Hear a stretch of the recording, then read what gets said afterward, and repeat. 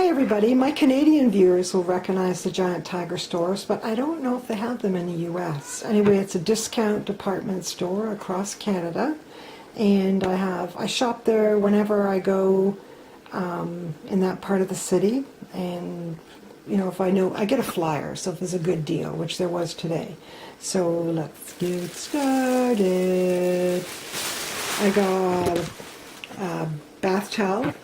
We needed an extra bath towel. The one had just disintegrated. We got 4 pairs of women's thermal socks for $5, so that's 4 pairs.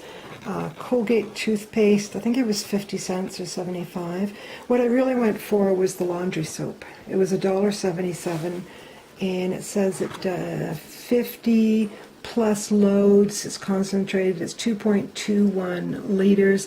I use this all the time, and I haven't seen a good sale like this for a long time.